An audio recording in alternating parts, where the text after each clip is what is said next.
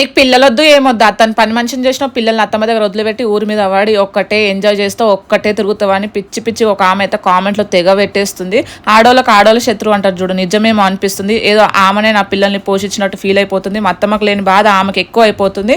ఇప్పుడు కొంతమంది పేరెంట్స్ జాబ్కి పోతారు, వాళ్ళ పిల్లల్ని అయితే బయటికి అయితే తీసుకోలేరు కదా.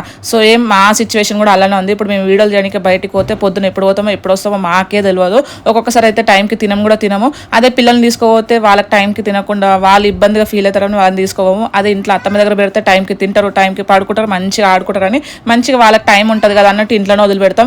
ఏదో వాళ్ళని వదిలేసి మేము ఎంజాయ్ చేయాలని మాకు ఎప్పుడు ఉండదు.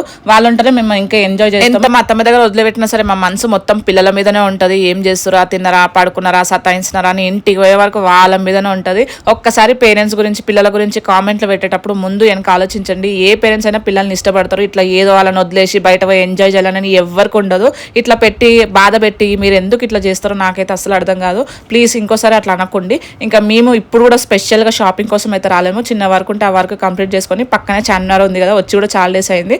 ఇంకా చూసినట్టు ఉంటుంది, ఇంకా షాపింగ్ చేసినట్టు ఉంటుంది కదా అన్నట్టు ఇంకా నాకు కావాల్సిన పిల్లలకు కావాల్సిన అన్ని కొన్ని ఐటమ్స్ అయితే తీసుకున్నాను. ముందే చలికాలం కాబట్టి చలికాలం కావాల్సినవి కూడా తీసుకున్నాము. ఇంకా చార్మినార్ కోసం చాయ్ తాగాల్సిందే కంపల్సరీ. ఇంకా చాయ్ తాగి ఇంటికి అయితే వచ్చేసినాం.